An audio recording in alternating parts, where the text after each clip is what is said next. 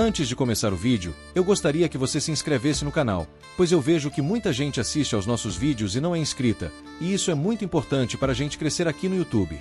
Esse vídeo deu muito trabalho, então macete o dedo no like e, por favor, deixe um comentário, porque eu leio todos e respondo sempre que possível. Era como se ele estivesse descendo uma ladeira íngreme de bicicleta, um único erro na velocidade ou na trajetória e o resultado seria fatal. Neste ínterim, Gang Taishik fez um movimento explosivo, e seus olhos ficaram fixos no Sr. Song, que por sua vez estava completamente alerta, os sentidos aguçados como nunca. Em um estouro de movimento e energia, as duas lâminas se encontraram com um choque metálico ensurdecedor. Gang Taishik mostrava uma confiança arrogante, enquanto o Sr. Song cerrava os dentes em um esforço sobre-humano. Gang Taishik expressou que seria natural para o mago estar em desvantagem contra um assassino, e insinuou que talvez o Sr. Song devesse ter escolhido outra arma.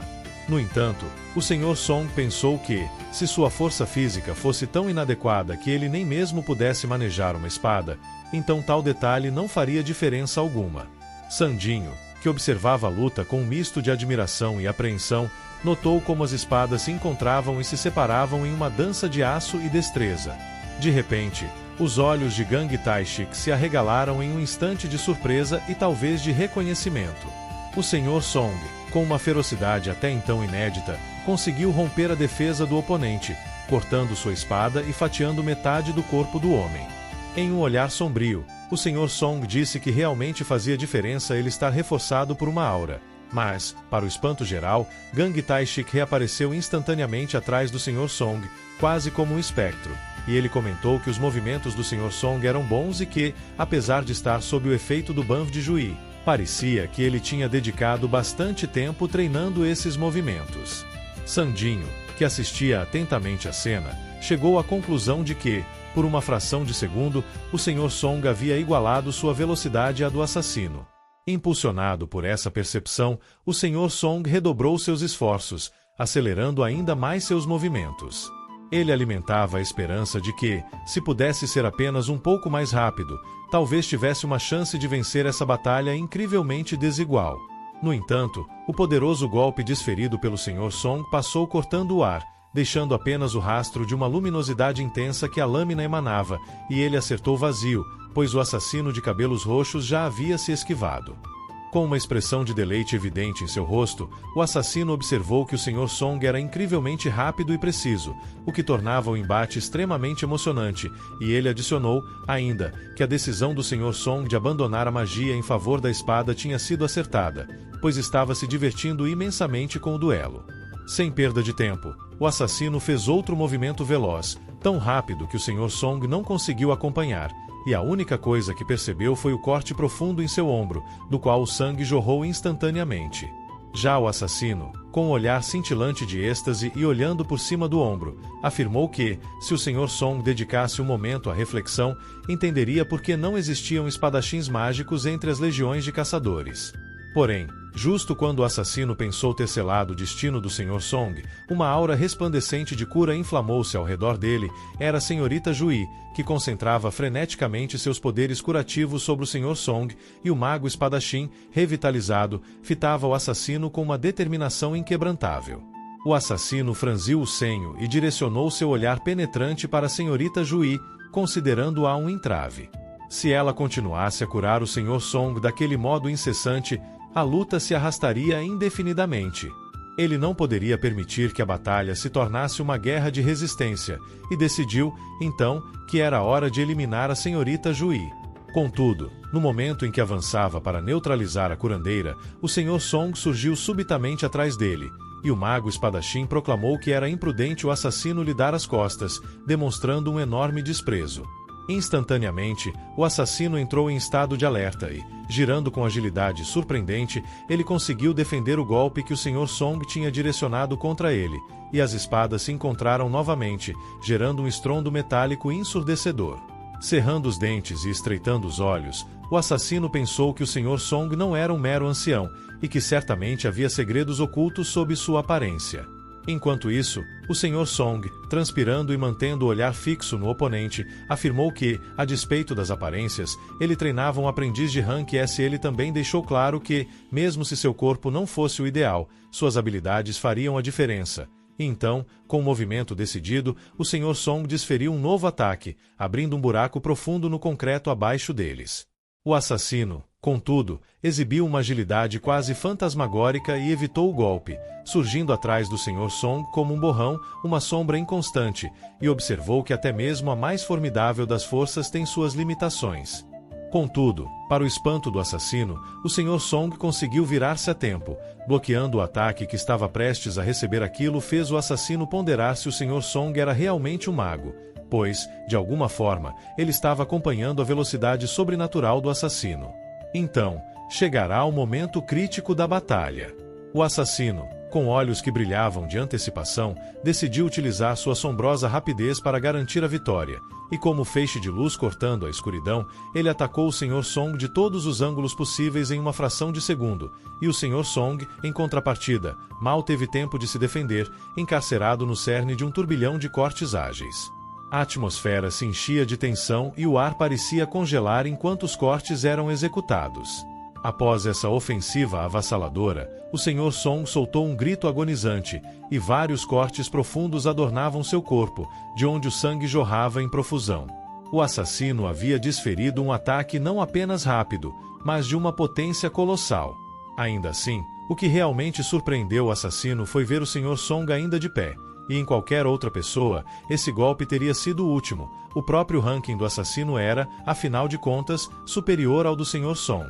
E ainda mais intrigante era como o mago poderia ter conseguido sequer acompanhar os movimentos de um assassino tão rápido e letal.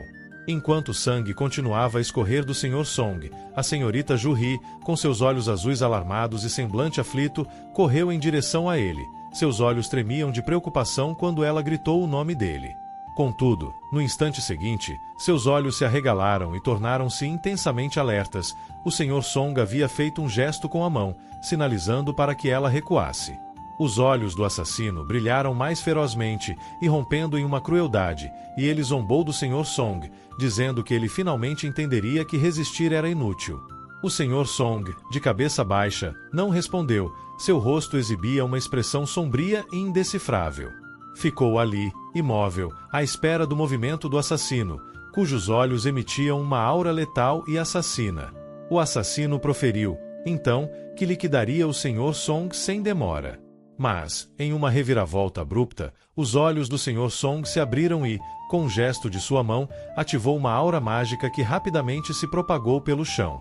Em uma fração de segundos, uma explosão de fogo irrompeu ao redor do assassino, envolvendo-o em chamas intensas e vorazes. O Sr. Song observava ansioso, indagando-se se aquele ataque surpresa teriam atingido seu alvo.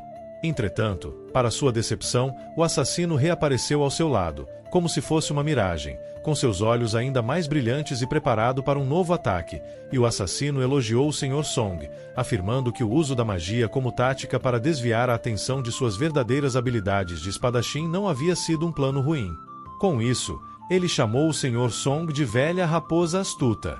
O Sr. Song cerrou os dentes com força, reconhecendo que aquele tinha sido seu último recurso, sua carta final no jogo, e agora ele não tinha mais opções. O assassino, com uma risada triunfante, rugiu que era o fim para o Sr. Song e avançou com sua adaga mirando diretamente na cabeça do velho mago. Contudo, no último momento possível, a adaga não encontrou sua marca, e em vez disso, chocou-se contra outra adaga que surgiu para interceptá-la. Naquele instante crucial, Sandinho surgiu de forma inesperada, interpondo-se entre o Sr. Song e o golpe mortal do assassino, e a atmosfera carregada de tensão se fez ainda mais densa, com todos os presentes visivelmente surpresos. O assassino, cuja lâmina havia sido interrompida, observou Sandinho com um misto de incredulidade e respeito pela força que ele havia demonstrado. Simultaneamente, a senhorita Jorria arregalou seus olhos azuis e deixou escapar um grito espontâneo diante do inesperado. Contrariado e perplexo, o assassino cerrou os dentes e o olhar, emanando uma atmosfera simultaneamente desolada e irada, e ele se perguntava interiormente como Sandinho havia aparecido ali outra vez, como um fantasma que se recusava a desaparecer. Então, Com um olhar em que a curiosidade combatia a raiva, indagou diretamente a Sandinho sobre quem ele era e qual era o seu verdadeiro ranking. Desviando o olhar por um momento, Sandinho respondeu com simplicidade que era o caçador Sandinho e que seu ranking era I. O assassino recuou um passo, incapaz de esconder sua incredulidade. Ele questionou se poderia estar diante de um caçador de ranking I e então rejeitou essa possibilidade, declarando que aquilo não podia ser verdade. A mão do assassino estava trêmula, e sua adaga vibrava com a ressonância daquele bloqueio efetuado por Sandinho.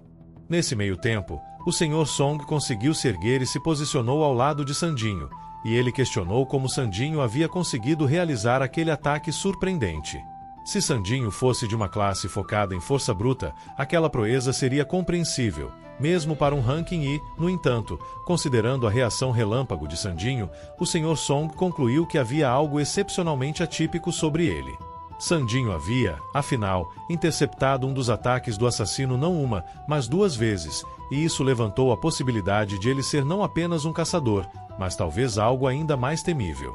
Fixando seus olhos no assassino, Sandinho ouviu quando este declarou que ele havia escondido sua verdadeira força todo esse tempo. O Sr. Song, ao seu lado, também se mostrou surpreso, questionando se Sandinho poderia ser um ranking falso.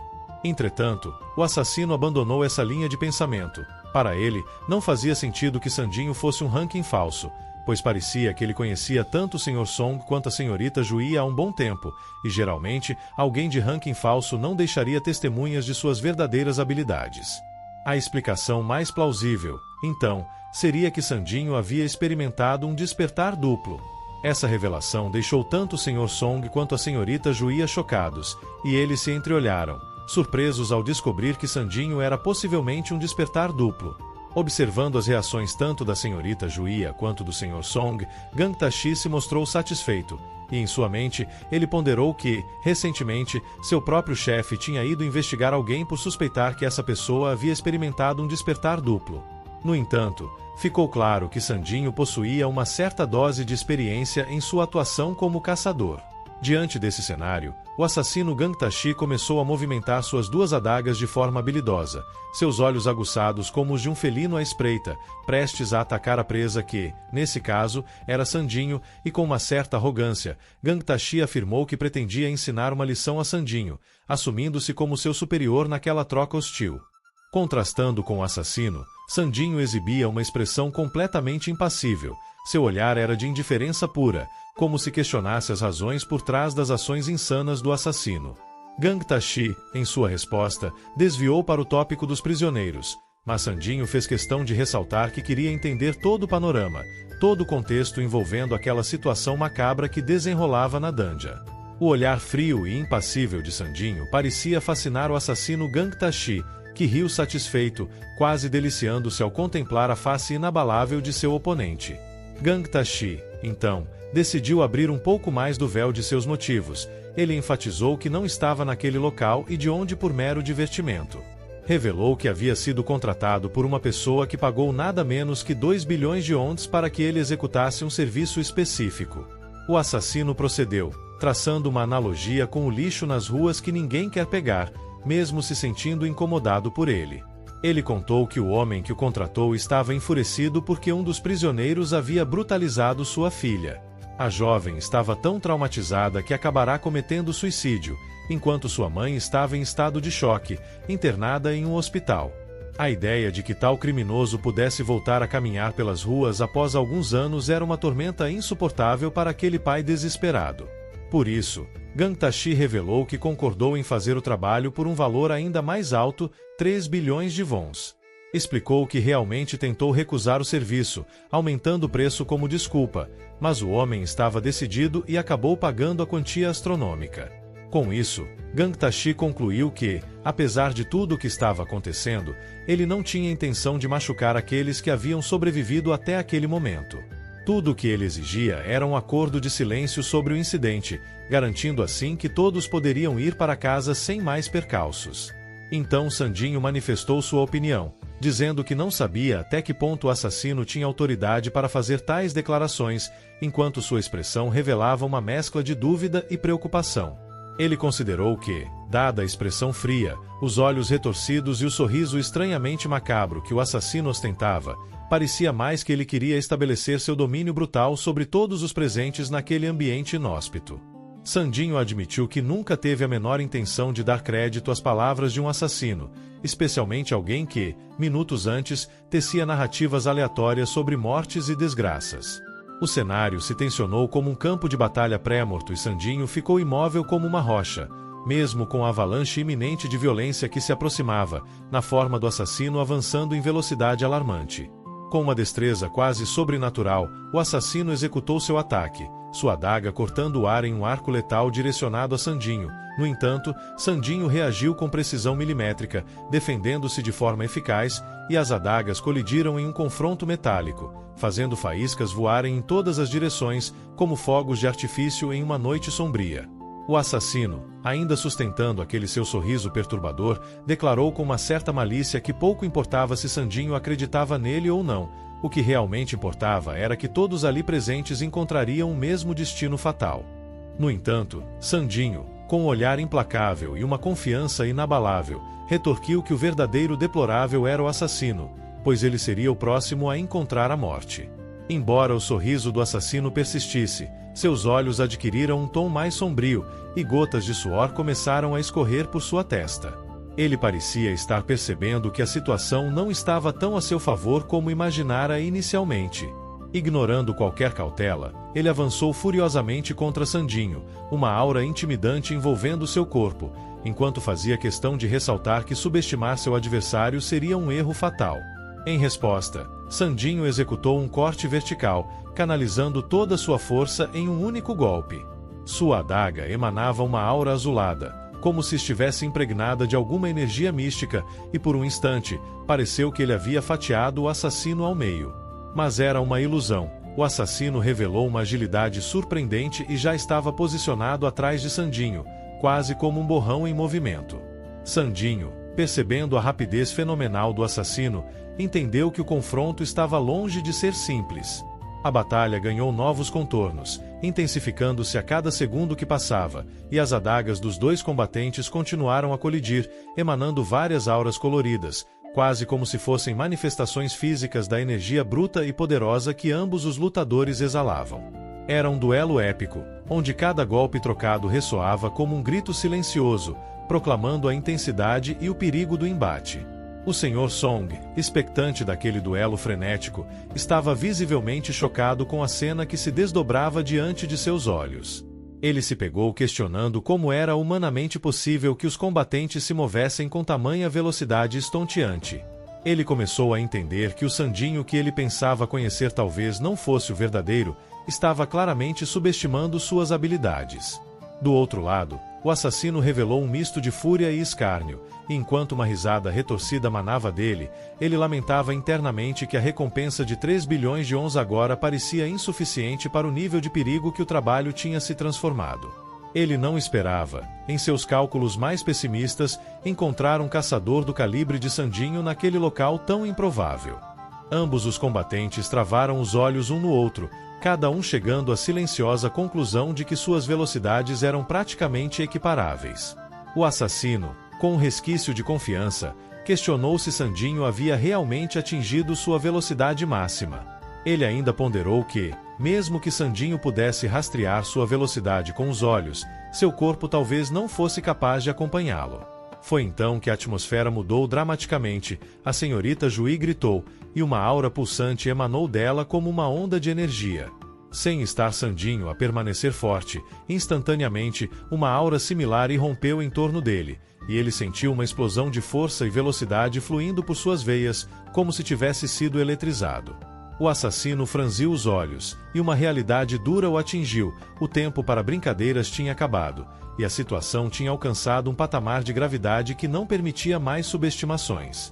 A batalha então se intensificou ao ponto do frenesi, com golpes unindo pelo ar em todas as direções, deixando para trás apenas rastros de luz como cometas em rota de colisão.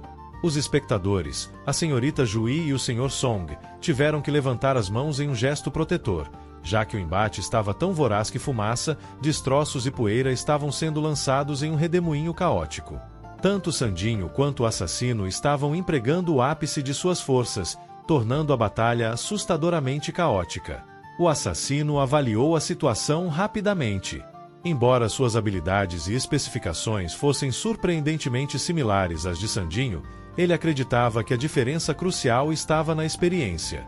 Foi esse pensamento que o impulsionou a executar seu movimento final, e com um salto ágil, ele avançou para o ataque decisivo, considerando que se Sandinho desejava proteger sua curandeira, deveria fazê-lo de maneira adequada. Nesse exato momento, ele lançou uma adaga com incrível velocidade na direção da senhorita Juí, que parecia paralisada, sem qualquer recurso imediato para se defender desse ataque mortal, e o ar se encheu de tensão, cada fração de segundo esticada até seus limites, enquanto todos aguardavam o desfecho desse momento crítico. Entretanto, para surpresa geral, quem surgiu naquele momento crítico foi o Sr. Sonde, brandindo sua espada com precisão cirúrgica para desviar a daga mortal lançada na direção da senhorita Juí, e ela, com seus olhos aterrorizados, olhava por detrás da figura resoluta e determinada do Sr. Sonde, como se visse um anjo da guarda inesperado. Sandinho, por sua vez, experimentou uma mistura complexa de desespero e alívio ao testemunhar a situação que se desenrolava, e seus olhos encontraram os da senhorita Juí, e um breve momento de compreensão silenciosa úmil. Mas enquanto isso, o assassino transformou-se em uma sombra terrorizante que se movia velozmente em direção a Sandinho, como uma tempestade de escuridão prestes a engoli-lo. Percebendo seu próprio descuido, Sandinho arregalou os olhos em sinal de alerta. O tempo parecia ter desacelerado, e tudo o que ele conseguiu fazer foi cruzar seus braços defensivamente, e o assassino, aproveitando-se da vulnerabilidade momentânea, desferiu uma sequência frenética de ataques vindos de todos os ângulos imagináveis, cortando Sandinho em diversas partes de seu corpo. Jogado para trás pelo impacto daquele ataque sequencial, Sandinho assumiu uma expressão sombria, quase resignada. O assassino, tendo concluído seu movimento devastador, deu-se conta de algo inquietante. Sandinho era mais resiliente do que ele havia previsto. Uma aura roxa misteriosa começou a emanar do corpo de Sandinho, e foi então que o impensável aconteceu. Nesse momento de amargura, uma nova questão surgiu repentinamente no sistema, com um alerta vermelho piscante. Era uma quest de emergência. Sandinho, com seu olhar feroz ainda preso no assassino, deslocou sua atenção para a missão que acabará de surgir. A quest anunciava que indivíduos com intenções mortais estavam se dirigindo até ele, e para manter sua própria segurança, ele teria que completar essa quest emergencial, do contrário, seu coração cessaria de bater. Sem hesitar, Sandinho fez um movimento habilidoso com sua adaga, posicionando-a diante de si, como se entrasse em um novo modo de batalha, totalmente focado e preparado para o que viria a seguir. O assassino, que até aquele momento se imaginava na posição de vantagem, não pôde evitar um momento de perplexidade, e ele começou a se perguntar o que, exatamente, Sandinho poderia estar planejando agora. Tendo em vista que os papéis pareciam estar se invertendo rapidamente, o ar estava saturado de tensão e expectativa, com cada combatente ponderando sua próxima jogada nesse tabuleiro complexo e imprevisível. Enquanto isso se desenrolava, Sandinho expressava seu apreço paradoxal pelo sistema que lhe proporcionara uma justificativa para acabar com a vida de seu oponente. Com essa confissão soturna, ele avançou destemidamente, reacendendo a batalha que já estava saturada de tensão e imprevisibilidade, e os vestígios de suas múltiplas colisões marcavam o chão como cicatrizes, e quando suas adagas se chocaram, o som metálico ressoou por toda aquela dança como o grito de um animal ferido. A intensidade do combate aumentava exponencialmente, tamanha era a força empregada nos golpes que clarões de luz irrompiam dos corpos dos combatentes, como se estivessem carregados com uma energia sobrenatural.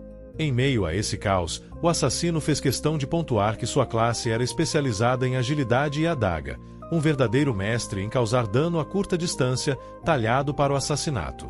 Em resposta, Sandinho, com seu semblante digno e compenetrado, assentiu, admitindo que de fato, aprendia lições valiosas com um adversário tão habilidoso, e acrescentou, com um toque irônico, que combatentes que falam demais geralmente não têm muita utilidade no campo de batalha. Nesse momento crucial, Sandinho executou um movimento desconcertante, e seu corpo parecia se deslocar em outra dimensão, enquanto seus pés mal tocavam o chão, tamanha era a velocidade alcançada. E nesse instante, uma de suas habilidades mais potentes foi ativada, elevando sua velocidade de movimento em 30%, e a partir daquele ponto, o consumo de mana seria de 1 por minuto. O assassino ficou visivelmente surpreso e talvez até um pouco amedrontado. Cruzou suas adagas freneticamente à frente de seu corpo, numa tentativa desesperada de se defender de um ataque que mal podia enxergar, mas foi inútil. Sandinho o atravessou como um raio de luz, e logo após, um clarão luminoso irrompeu do peito do assassino.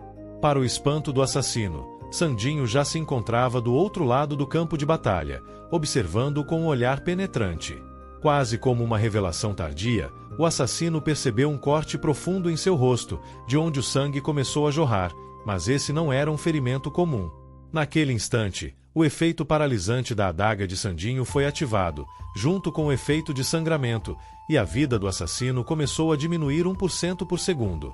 Ao constatar que estava envenenado e que a adaga de Sandinho possuía capacidades que iam além do convencional, os olhos do assassino se tornaram negros como a noite mais escura, e ele olhou para Sandinho com um misto de respeito e raiva fervente, como se encarasse o abismo e o abismo encarasse de volta. Em um momento em que uma mensagem surgiu no sistema, alertando que a resistência do inimigo era demasiado elevada e que todos os efeitos aplicados haviam sido cancelados, Sandinho olhou fixamente para o assassino. Um calafrio percorreu sua espinha ao perceber que seus efeitos especiais na adaga não tinham durado muito tempo. O adversário era robusto demais para ser subjugado por tais truques.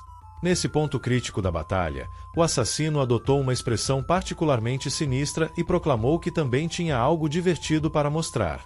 Num piscar de olhos, desapareceu tão completamente como se tivesse sido engolido pelo ar, teletransportando-se para um local desconhecido.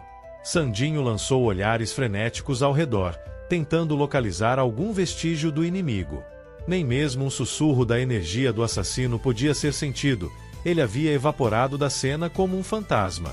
Quase no último milésimo de segundo possível, Sandinho sentiu um fiapo de aura emanando de sua esquerda. Sem hesitar, ele ergueu sua adaga no movimento reflexivo para bloquear o ataque fulminante que visava seu peito. Enquanto continuava a escanear o ambiente, tentando prever o próximo movimento do inimigo, uma voz enigmática ecoou do nada, elogiando Sandinho por sua destreza em ter bloqueado um ataque tão furtivo. Foi quando Sandinho compreendeu que estava diante de uma habilidade de furtividade de nível mestre, e o assassino confirmou que ele tinha a capacidade de fazer seu corpo, seu cheiro, seus sons e até mesmo sua aura desaparecerem completamente. Uma técnica tão sofisticada era reservada para uma elite de assassinos, e como ninguém jamais sobrevivera para contar a história, o segredo dessa habilidade permanecia um mistério bem guardado. Com os nervos à flor da pele, Sandinho continuava procurando o ponto de origem do próximo ataque, mas tudo o que podia sentir era um vazio opressivo. Sem aviso, uma dor lancinante rasgou sua perna, fazendo-o soltar um grito involuntário, e o sangue jorrou de um corte profundo. Quase que imediatamente, o assassino materializou-se diante dele, fragmentado como se emergisse das sombras, e ele proclamou friamente que os tendões de Sandinho haviam sido meticulosamente destruídos. Com os joelhos no chão, com a mão segurando firmemente a perna ferida de onde o sangue continuava a escorrer, Sandinho ouviu as palavras finais do assassino. Este afirmou que, naquela distância e sob aquelas circunstâncias, nem mesmo os feitiços básicos de cura da senhorita Juhi seriam suficientes para reparar o dano. A afirmação pendia no ar, pesada como uma sentença, enquanto Sandinho ponderava o terrível alcance da habilidade de seu oponente. O assassino, segurando sua adaga com uma confiança mortal, apontou a lâmina para a senhorita Juhi, que parecia prestes a intervir, e advertiu-a para não se mover. O rosto da senhora Juhi assumiu imediatamente uma expressão de profundo terror. Enquanto isso, o senhor Sonde, transpirando frio, ponderava a situação. Ele concluiu que, se as coisas continuassem assim, a vitalidade de Sandinho esgotaria primeiro, e mesmo que quisesse sair e buscar ajuda, ele não poderia. Então, a única alternativa era confiar em suas próprias habilidades para comprar tempo para a recuperação de Sandinho.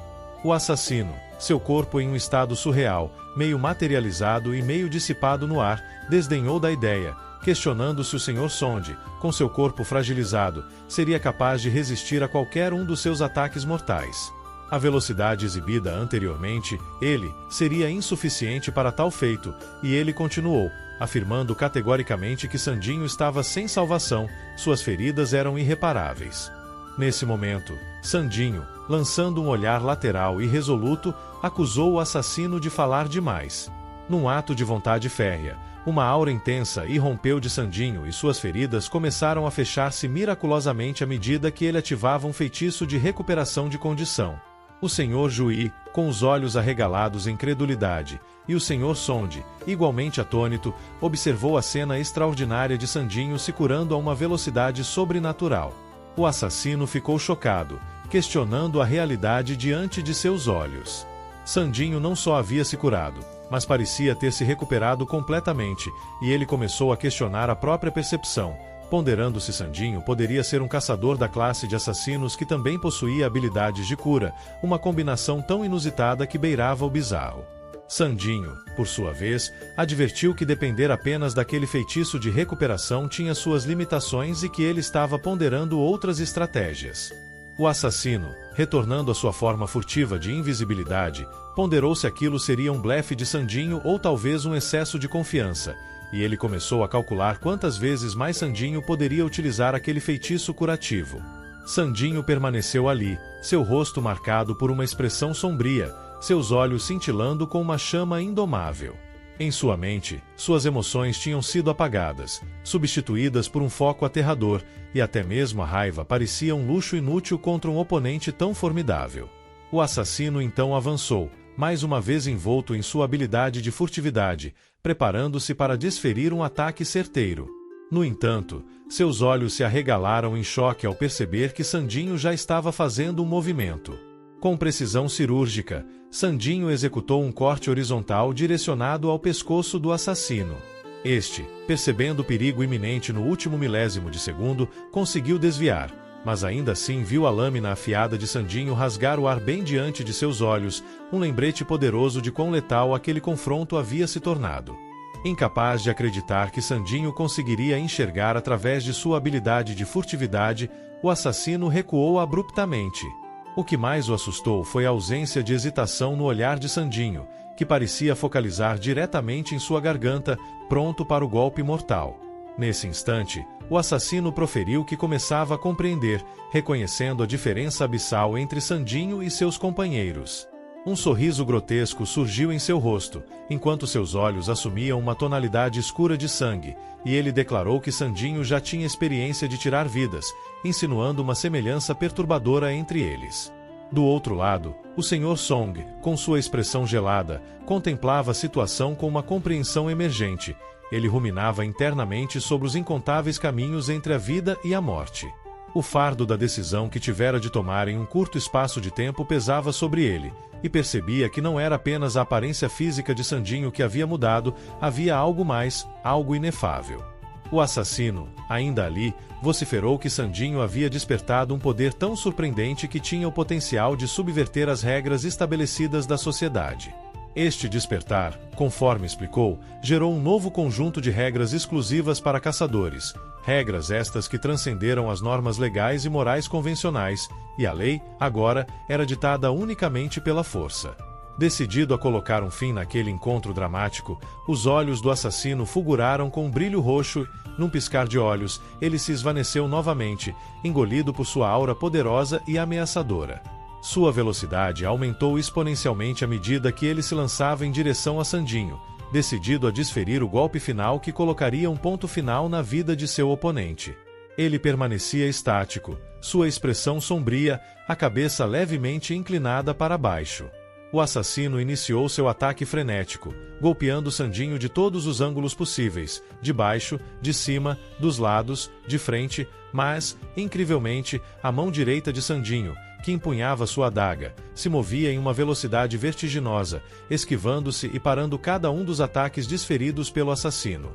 O assassino cerrava os dentes em frustração, começando a perceber que Sandinho parecia antecipar cada um de seus movimentos.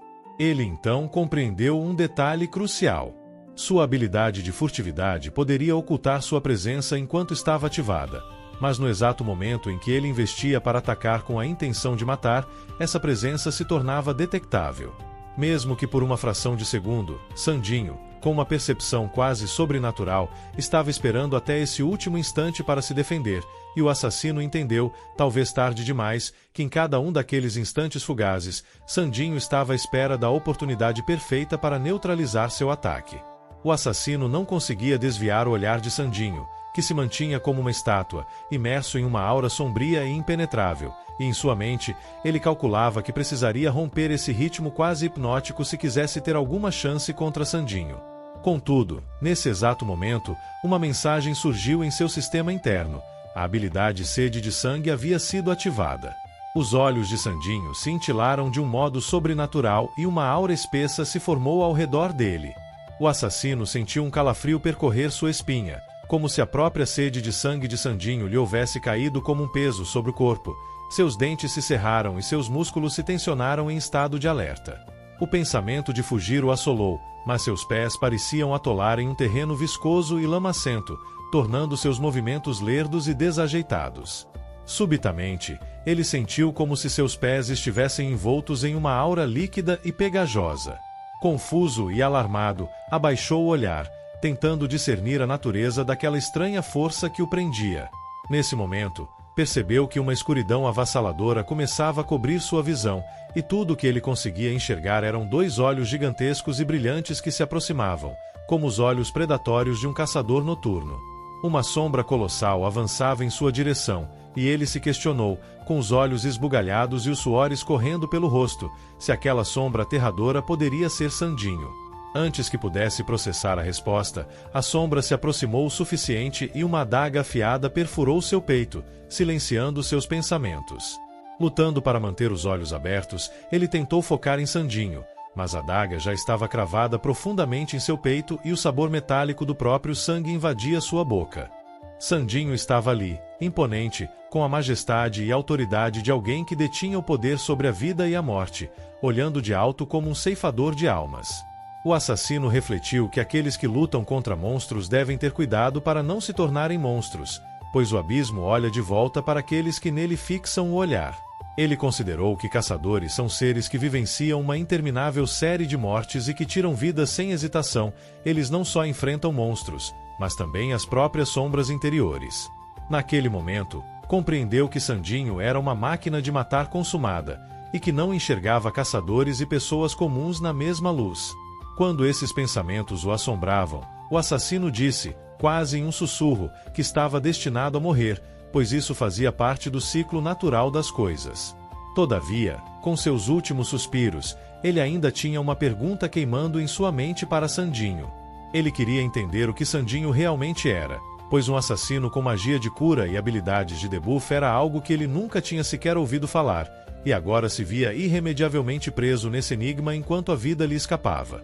Entretanto, Sandinho lançou-lhe um olhar enigmático de cima, declarando que ele também não compreendia inteiramente a extensão de seus próprios poderes. O assassino, cujos olhos estavam vermelhos de sangue e cuja boca sangrava profusamente, respondeu que ser demasiadamente reservado também tinha seus perigos, assim como ser um tagarela. No mesmo instante, ele cerrou os dentes com força. Enquanto mais sangue esguichava de sua boca, o efeito de paralisia havia sido ativado, aumentando ainda mais o sangramento. O assassino, já agonizante e prostrado no chão, afirmou que Sandinho não conseguiria mais ocultar suas habilidades extraordinárias, agora que o tinha derrotado de forma tão espetacular. Sandinho não proferiu uma única palavra em resposta, mantendo seu semblante impenetrável e sombrio. Mas, de repente, Sandinho revelou que era um caçador que se fortalecia a cada batalha e perguntou então ao assassino quão forte ele imaginava que Sandinho poderia se tornar. O assassino tentou formular uma resposta, mas antes que pudesse fazer isso, mais sangue jorrou de sua boca. Em um último esforço, ele falou a Sandinho sobre a conexão de sua sombra com a escuridão e disse que Sandinho se tornaria tão forte quanto sua própria sombra, um ser que mergulha na escuridão antes de falecer. Sandinho olhou para o corpo sem vida do assassino e, nesse momento, uma mensagem surgiu em seu sistema interno. Ele havia completado uma missão de emergência e adquirido 5 novos pontos de status como recompensa. Cobrindo sua cabeça com o capuz de sua jaqueta, Sandinho ponderou que havia, sem dúvida, se tornado mais forte do que antes. Contudo, uma sensação vaga e inexplicável aflorou em seu íntimo.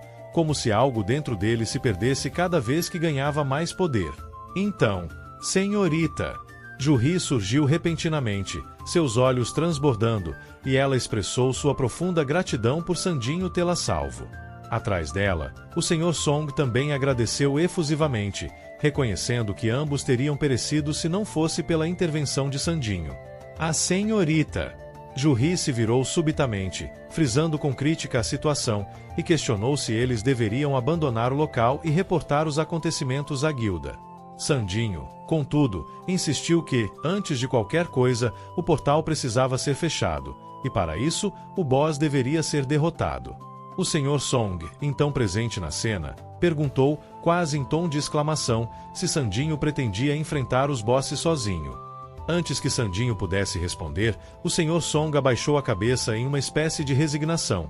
Tendo testemunhado as habilidades quase sobrenaturalmente naturais de Sandinho, ele admitiu que não o impediria. O Sr. Song então lançou um olhar pesaroso para os mortos ao redor, incluindo o Sr. Qin. Disse que seria uma pena não poder oferecer um funeral digno e apropriado para seus colegas caídos. Enquanto isso, Sandinho se agachou diante do cadáver do assassino e cuidadosamente retirou a adaga fincada em seu peito. Algo então brilhou no peito do assassino morto e uma nova mensagem apareceu no sistema de Sandinho. Ele havia acabado de receber uma runa da furtividade. A runa da furtividade era uma relíquia mística, uma habilidade extraordinária que poderia ser adquirida ao romper o selo mágico da própria runa, e Sandinho segurou o artefato com firmeza em sua mão, ponderando a possibilidade de herdar a habilidade especial do assassino que acabará de derrotar. O Sr. Song, percebendo a contemplação de Sandinho, se virou em sua direção e expressou que o próximo passo seria reportar tudo à guilda e à senhorita. Juhi adicionou uma nota de urgência, exortando Sandinho a se apressar, já que estariam todos à sua espera lá fora. Sandinho, em um tom que mesclava confiança e mistério, assegurou-lhes que não demoraria e que não precisavam se preocupar com sua segurança. Sem mais delongas, Sandinho traçou seu caminho solitário em direção à câmara do chefe. Contudo, ao passar por um corredor escurecido, seus passos cessaram abruptamente diante de um cadáver que jazia no chão e com um olhar penetrante. Ele declarou ao corpo inerte que sabia que ele ainda estava vivo e o exortou a cessar a farsa e se levantar. Sandinho então questionou as intenções do homem, porque tentaria fingir sua própria morte. O homem, fazendo um esforço hercúleo para se levantar, expôs um corte profundo em sua garganta, e Sandinho observou friamente e concluiu que o sujeito era incapaz de falar. Kang Taizika havia sido meticuloso ao cortar apenas suas cordas vocais, sem dúvida para assegurar que ele morreria uma morte dolorosa e silenciosa. Agarrando o prisioneiro pelo colarinho de suas vestes desgastadas, Sandinho o ergueu e afirmou que ele estava à beira da morte por perda de sangue, e sugeriu que, se recorressem à senhorita Juhi, talvez houvesse salvação, ainda que sua voz soasse impessoal e distante. O homem pareceu acreditar por um momento que seria poupado, até que percebeu que Sandinho o estava arrastando para um destino incerto, distante da saída e de qualquer forma de ajuda. Finalmente, chegaram diante de uma portentosa porta de madeira, iluminada por tochas crepitantes fixadas em pilares. Os olhos do homem se arregalaram em puro terror ao perceber onde estavam. A câmara estava infestada por goblins grotescos e um gigantesco goblin titânico, seus dentes longos e afiados brilhando na penumbra. Sandinho se voltou para o homem mutilado e lançou a indagação sombria se ele se lembrava do rosto de cada uma de suas vítimas, e o homem, cujo coração pulsava freneticamente, queria falar, mas a sua capacidade de fala havia sido cruelmente retirada. Com olhos ardentes, Sandinho finalmente proferiu seu veredito. Ele era um ser ainda mais abjeto do que o assassino que derrotara anteriormente, e não havia a menor possibilidade de permitir que um monstro como ele escapasse daquele lugar macabro. O prisioneiro queria desesperadamente expressar algo, talvez um apelo final ou uma súplica por misericórdia, mas sua garganta tinha sido impiedosamente cortada, silenciando suas cordas vocais, e nenhuma vibração sonora conseguiu emergir de sua boca muda. No entanto, a oportunidade para qualquer redenção evaporou-se quando o bigoblin titânico e sua horda de goblins famintos avançaram em sua direção. Saliva escorria das mandíbulas dessas criaturas repugnantes, que estavam prontas para devorar o prisioneiro vivo. O horror tomou conta do rosto do homem. Seus olhos se arregalaram em desespero absoluto. Os goblins se atiraram sobre ele, suas bocas horrendas se prendendo ao seu corpo em um ataque brutal. Eles começaram a lacerá-lo vivo, transformando o cenário em um palco de carnificina. O prisioneiro não conseguia emitir nenhum som, tornando seu sofrimento uma espécie de agonia silenciosa. Sandinho permaneceu ali, observando impassivelmente o espetáculo grotesco de destruição. Um grito de dor silencioso reverberou pelo salão, pontuando o fim atroz do boss. O Bigoblin gigante já havia sido derrotado, e Sandinho comentou que derrubar a monstruosidade não tinha sido uma tarefa tão árdua quanto pareceria inicialmente. Ao saírem da dungeon, o Sr. Song e a Srta. Juí relataram com gravidade o ocorrido para a funcionária da guilda, que rapidamente percebeu a urgência da situação e notificou seus superiores. Uma figura de autoridade surgiu no local em questão de momentos. Um homem loiro apareceu, ajustando sua gravata, e questionou a funcionária da guilda sobre quanto tempo havia se passado desde a conclusão da dungeon, e ela respondeu que cerca de 40 minutos tinham decorrido. Ao que ele determinou que apenas 20 minutos restavam para qualquer ação subsequente, ele ordenou que se fizesse um esforço para recuperar os corpos das vítimas em 8 minutos, ou então que retornassem imediatamente. O homem então ponderou internamente sobre as circunstâncias. Ele suspeitava que Gang e Taishi tinham intenção de eliminar os caçadores restantes durante o contrato de assassinato, e que haviam fechado a dungeon de forma deliberada. Algo estava sendo escondido, e isso o intrigava profundamente. Ele finalmente se dirigiu até Sandinho e o Sr. Sung. Reconhecendo Sandinho, o homem disse que estavam se encontrando novamente, e Sandinho respondeu que ele era da divisão de monitoramento. O homem então se apresentou como Volume Jinshu, o chefe dessa divisão, e mencionou que um de seus subordinados havia causado sérios problemas. Ele prometeu que pediria desculpas oficialmente uma vez que o caso fosse devidamente resolvido e que a divisão de investigação tomaria a liderança daqui em diante. Enquanto isso, um brilho enigmático surgiu nos olhos de Sandinho. Embora tivesse acabado de derrotar um caçador de rank B, ele percebeu que não era momento para excesso de confiança. O homem diante dele, Volume Jinshu, emanava um tipo de poder que fazia Sandinho entender que ainda tinha um longo caminho a percorrer para se tornar verdadeiramente forte. Sandinho percebeu que estava diante de uma força avassaladora. Esse homem loiro, Volume Jinshu, pertencia claramente a um nível muito acima do que ele poderia confrontar, algo ao menos no patamar de um rank A, e ele compreendeu que com sua força atual, um confronto direto seria imprudente, se não fatal. Quando o Volume Jinshu indicou que as coisas seriam significativamente mais fáceis se Sandinho optasse pela cooperação, Sandinho concordou prontamente, dizendo que, sem dúvida alguma, prestaria sua ajuda. Volume Jinshu, em um gesto que denotava uma preocupante simplicidade, perguntou sem rodeios quem havia matado Gang Taishi, o caçador de rank B. Diante dessa indagação, Sandinho ponderou que ocultar sua recente mudança, um raro despertar duplo, se tornava cada vez mais difícil. Ele sabia que quebrar o contrato que tinha com Yujin poderia ser inevitável, pois Yujin desejava um caçador habilidoso, mas de rank relativamente baixo para suas operações. Enquanto ele se embrenhava nesses pensamentos complexos, o Sr. Song deu um passo à frente, assumindo toda a responsabilidade pela morte de Gang Taishi. Anunciou, com uma assertividade que beirava a audácia, que havia sido ele o executor do caçador de rank B, Volume Jinshu. Então, inquiriu sobre o rank do Sr. Song, e ao ouvir que ele era apenas um rank C, Volume Jinshu imediatamente questionou como um caçador de tal classificação poderia bater um de rank B. O Sr. Song, sem hesitação, apontou para a Srta. Juriki, que estava atrás dele, parecia surpresa com esse desenrolar dos eventos. Volume Jinshu ponderou sobre a situação, lembrando que Gang Taishi era notório por ser um indivíduo que resistia a qualquer forma de controle, mesmo dentro de sua própria divisão, e seria possível que um caçador de rank se tivesse realmente abatido um assassino habilidoso de rank B em combate direto? Ele não estava totalmente convencido, mas decidiu levar o Sr. Song com ele para auxiliar na elaboração de relatórios necessários. No momento em que se afastavam, Sandinho surgiu repentinamente ao lado do Sr. Song e questionou por que ele havia assumido a culpa, mas o Sr. Song explicou que apenas acreditava que Sandinho tinha razões suficientemente válidas para ocultar suas habilidades. Ao ser questionado se havia errado ao fazer isso, o Sr. Song deu de ombros, dizendo que, de qualquer forma, era impossível evitar as investigações que se seguiriam, e ele expressou que isso era o mínimo que poderia fazer no momento, uma modesta retribuição pelo que Sandinho já havia feito. Logo em seguida, volume Jinshu, com um olhar que mesclava curiosidade e suspeição, voltou-se para Sandinho e o chamou.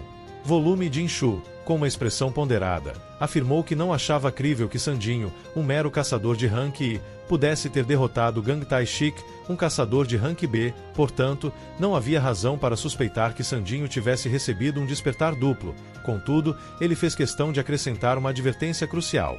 Se Sandinho não agisse com extremo cuidado, seu destino poderia ser terrivelmente curto. O rosto de Sandinho estreitou-se em preocupação, questionando o que volume Jinshu queria dizer com essa afirmação enigmática, e volume Jinshu elucidou, relatando que no recente extermínio de um grupo de ataque liderado por Van Dong-suk, os únicos sobreviventes haviam sido um caçador de rank D e o próprio Sandinho, e nesse contexto, o irmão mais novo de Van Dong-suk poderia nutrir um desejo ardente de vingança. A menção de Huang Dong-su, um caçador de rank S, fez com que Sandinho se alertasse ainda. Mas volume Jinshu confirmou, afirmando que, independentemente do que tivesse ocorrido durante aquela incursão devastadora, o fato permanecia. Sandinho e Yujin eram os únicos sobreviventes daquela operação e, sendo Huang Dong-su um caçador de rank S, estava além do alcance da lei comum. Caçadores de rank S eram paradoxalmente vistos como milagres e calamidades, e por isso, Sandinho deveria agir com cautela, pois poderia se tornar a caça de um ser tão temível que até mesmo os monstros se encolheriam. Enquanto se afastava, volume Jinshu aconselhou enfaticamente que Sandinho deixasse o país com aqueles que ele mais valorizava. Diante disso, Sandinho ficou em um estado de reflexão intensa. Ele revisou suas estatísticas e habilidades. Estava no nível 27, com uma força de 72 pontos e 5 pontos ainda não alocados. As habilidades incluíam arrancada nível 1, sede de sangue nível 1 e uma habilidade passiva de musculatura nível 1. Havia ainda uma habilidade desconhecida no nível máximo, mas desabilitada. Além disso, possuía um colar do guardião, um item de classe A, que elevava sua agilidade e sentidos em 20 pontos cada.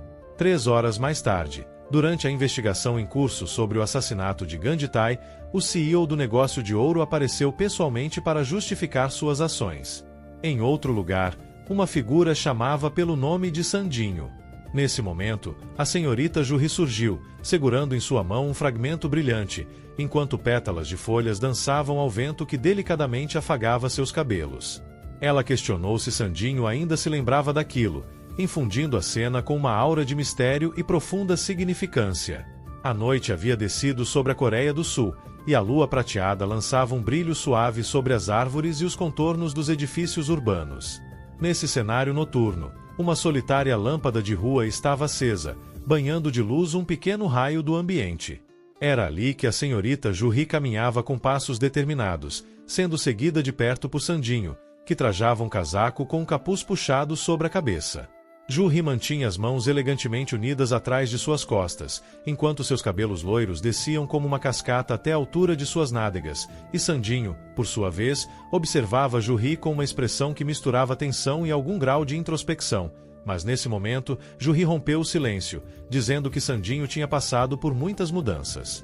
Depois, ela baixou a cabeça em uma pausa reflexiva antes de observar que, ao contrário, ela permanecerá muito a mesma.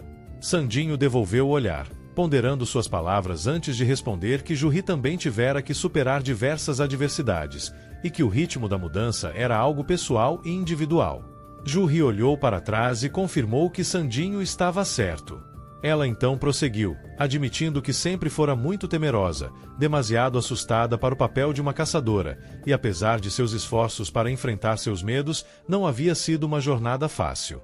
De forma explícita, ela expôs que, sendo uma caçadora de rank B, seria natural esperar que ela participasse de missões de rank A, rank B ou até C.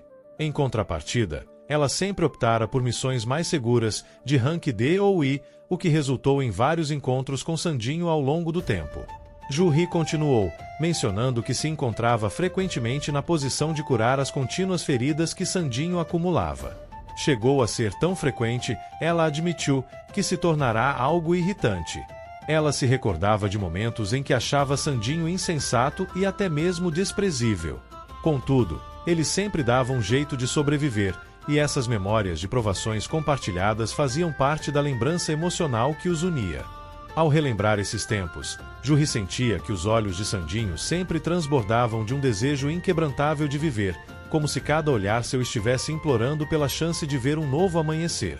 Com um misto de nostalgia e timidez, ela se virou para Sandinho e expressou que poderia ser que nunca mais veria aqueles olhos novamente. De forma inesperada, Juhi retirou de seu bolso um cristal que Sandinho liderou durante aquela raida apocalíptica, e ela recordou que ele havia prometido que jantariam juntos caso sobrevivessem àquela perigosa incursão. Mantendo sua palavra, estava devolvendo o cristal a ele. Sandinho parou por um momento, como se um novo entendimento se delineasse em sua mente. Mas antes que pudesse articular qualquer pensamento, Juhi se virou bruscamente para ele, seus cabelos loiros esvoaçando graciosa e dramaticamente ao vento da noite, e ela anunciou que estava deixando para trás sua vida como caçadora. Um sorriso sereno surgiu em seus lábios, e ela revelou seus planos de retornar à sua cidade natal, Busan, e terminou com um convite casual, dizendo que, se Sandinho alguma vez se encontrasse por lá, ela teria o prazer de oferecer-lhe um sashimi fresco. Sandinho aceitou o cristal com uma reverência silenciosa de cabeça e fez uma afirmação sincera: se algum dia fizesse uma visita à cidade natal da senhorita Juhi, ele com certeza a convidaria para sair novamente. Juhi esboçou um sorriso luminoso e concordou, dizendo que estava combinado. Despedindo-se com uma elegância tranquila, ela afastou-se, seus longos cabelos e olhos azuis perdendo-se gradualmente no linear da noite. Sandinho permaneceu sozinho, envolto na atmosfera noturna que pairava sobre ele. Com uma pegada firme, segurou o cristal que acabará de receber de Yujin e ponderou que agora tinha uma razão adicional para se tornar mais forte. Em sua mente, ressoava o pensamento de que Van Dong-su, um caçador de rank S, estava em seu encalço, e sabia que precisava ganhar força rapidamente para enfrentar o perigo iminente e viver para ver um novo dia. O tempo passou e a alvorada começou a quebrar o manto da noite. Os primeiros raios de sol iluminaram as montanhas e as árvores balançavam suavemente ao sabor do vento matinal. Sandinho apresentava uma expressão descontente, uma mistura de confusão e decepção. Ele conversava com Yujin e questionava o significado da cena diante dele. Uma assembleia diversa de indivíduos que mal pareciam caçadores. Entre eles, havia pessoas com muletas, um homem visivelmente embriagado, outros com fones de ouvido e até algumas estudantes. Yujin, tentando oferecer alguma clareza, explicou que aquelas pessoas eram seus companheiros para a próxima missão. Ele então elaborou que, embora todos ali possuíssem licenças de caçadores, muitos estavam impossibilitados de participar de missões por diversas razões. Alguns estavam machucados, outros tinham problemas com álcool. Aqueles ali reunidos foram contratados para a equipe deles, pessoas que enfrentavam dificuldades na vida por diferentes motivos. Alguns, admitiu Yujin, estavam ali apenas pela oportunidade de ganhar algum dinheiro fácil. Seus olhos então pousaram em uma garota aparentemente muito jovem, o que o levou a questionar se até mesmo crianças eram permitidas naquela missão. Mas Yujin retorquiu que, se a criança estivesse em situação de desespero, não havia leis que proibissem sua participação. A jovem, no entanto, sentiu-se ofendida e reagiu, alegando que era uma caçadora plenamente capacitada, apesar da idade. Sandinho avaliou e presumiu que ela deveria ser de ranking. Com um suspiro, assegurou que tudo estaria bem, já que a missão seria executada apenas por ele e Yujin, e que a jovem caçadora poderia ficar à espera do lado de fora da dungeon. Yujin revelou uma complexidade adicional sobre a missão. Segundo ele, as regras específicas proibiam que apenas os dois, Sandin e ele, adentrassem uma dungeon de ranking, pois essa particularidade da lei estabelecia que uma expedição desse calibre necessitava de, no mínimo, 10 pessoas. Um murmúrio de incredulidade percorreu a heterogênea assembleia de indivíduos, questionando quão fortes seriam esses dois que se propunham a encarar um desafio de tal magnitude sozinhos, e uma voz então emergiu do grupo: o homem queria a confirmação de que realmente receberiam 3 milhões de won simplesmente para permanecer à entrada da dungeon. Com um gesto decidido, Yujin ergueu 3 dedos, afirmando que o pagamento estava assegurado. Era uma proposta irrecusável para todos os presentes, uma vez que não teriam que levantar um único dedo. Apenas aguardando o retorno da dupla, ele fez questão de sublinhar uma cláusula crucial no contrato. Ninguém deveria falar sobre a operação, sob pena de pagar 10 vezes o valor que receberiam. Sandinho, por sua vez, soltou um suspiro profundo, cheio de descrença no que via. Seu olhar então pousou sobre Eugene, que havia surgido trajando uma armadura intricadamente detalhada e aparentemente muito pesada. Mas Eugene, radiante em sua confiança, explicou que aquela era uma armadura pesada forjada por uma guilda de artesanato italiana, e se estavam para se aventurar sozinhos em território hostil, ele considerava essencial que, ao menos, estivesse bem equipado. Sandinho aproximou-se e tocou Eugene com apenas um dedo. Este, desequilibrado pelo peso da armadura, tombou de costas no chão. O cenário era tão absurdo que Sandinho, num misto de incredulidade e desgosto, pediu com urgência que Eugene removesse aquela vestimenta. Visivelmente emocionado, Eugene concordou, mas confessou, em meio a lágrimas, que precisaria de ajuda para se levantar, estava imobilizado pelo peso da armadura. Algum tempo depois, Eugene reapareceu vestindo uma roupa comum, carregando uma bolsa sob as costas. Embora mantivesse o capacete sobre a cabeça, ele admitiu que estava um pouco nervoso, mas que era hora de seguir. Sandinho, ainda visivelmente descontente, questionou a seriedade da decisão de Eugene em usar aquele capacete tão pouco prático. As pessoas à porta da dungeon observavam a cena com ceticismo crescente.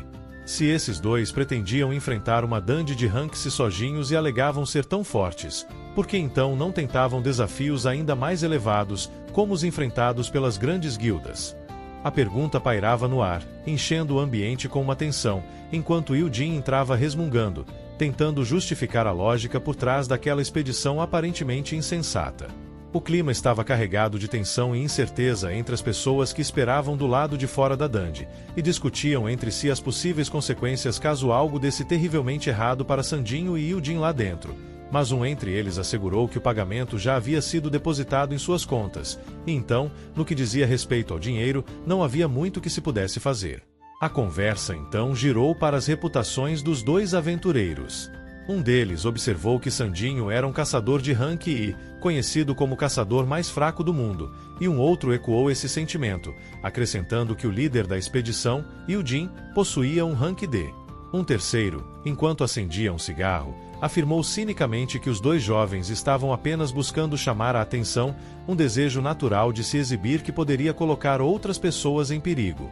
O tempo parecia se esticar em um suspense insuportável, até que, de repente, Eugene emergiu do portal da dungeon com uma expressão de espanto e um ritmo acelerado. Tentando recuperar o fôlego, ele percebeu a incredulidade misturada com alívio nos rostos daqueles que esperavam. Os dois estavam vivos. Foi quando alguém notou algo peculiar. Eugene e Sandinho não estavam emergindo em uma fuga desesperada. Pelo contrário, o portal atrás deles estava se fechando, indicativo de que o chefe da dungeon havia sido derrotado. Sandinho, com uma aparência de calma, indagou sobre a localização da próxima dungeon, e Eugene, ainda ofegante mas também aliviado, respondeu que ficava cerca de 1 hora dali. Ele então anunciou, em um tom que oscilava entre o triunfante e o desafiador, que eles tinham a intenção de completar 3 dungeons naquele mesmo dia, e os que ouviram ficaram absolutamente estupefatos. Calculando rapidamente, Eugene apontou que, assumindo que todos eles estivessem dispostos a acompanhá-los nas futuras expedições, estariam olhando para um ganho de 9 milhões de won para cada um. A atmosfera era de incredulidade misturada com um toque de excitação. Eles tinham acabado de concluir uma raid rank C e já estavam falando da próxima. A jovem de rank E, que nunca havia participado de uma raid antes, começou a questionar quem eram esses dois indivíduos que se demonstravam tão competentes. Enquanto isso, na distante guilda do Tigre Branco, uma voz instava alguém que parecia ser o líder a verificar uma informação. O tópico de discussão era o espantoso montante de 200 milhões de won que alguém supostamente gastou para adquirir os direitos de dungeons de rank C, e a pessoa explicava que um grupo misterioso havia começado a comprar todos os direitos disponíveis, efetivamente monopolizando as oportunidades para caçadores de rank mais baixo. Enquanto refletia sobre o fato de que o preço original de 7 mil won já havia escalado para uma cifra astronômica de 200 milhões, a complexidade da situação se aprofundava, descendo uma trama cada vez mais densa e insondável. O senhor, sentado em sua cadeira estofada de couro na guilda do Tigre Branco, franziu o senho ao ouvir o nome Eugene, admitindo que nunca tinha se deparado com aquele nome antes. A pessoa esclareceu, especulando que o Jim poderia ser o segundo filho do CEO da Eugene Arquiteturas e que a aquisição em massa de portais poderia estar sendo feita para favorecer os negócios da empresa. Mas o senhor ponderou cuidadosamente a informação e argumentou que tal ação parecia estar gerando mais prejuízos do que benefícios, e questionou se tal extremismo não seria temerário para o futuro da empresa. Nesse ínterim, o homem acionou o contato em Jechu, indagando sobre um sobrevivente de um covil duplo que ocorreu há cerca de 2 ou 3 meses. A resposta afirmativa veio rapidamente e o nome revelado foi Sandinho. Enquanto um sorriso sorrateiro brotava no canto de sua boca, os olhos do homem se alargaram em um misto de surpresa e excitação. Ele já podia sentir o cheiro de uma oportunidade lucrativa no ar. Ele então elevou sua voz e ordenou a todos na sala para interromperem suas atividades imediatamente. Ele declarou com ênfase que o foco de todos deveria ser reunir o máximo de informações possíveis sobre o caçador Sandinho de Anki. A ordem foi repetida para eliminar qualquer ambiguidade. Todas as atenções deveriam ser voltadas para investigar Sandinho e Eugene.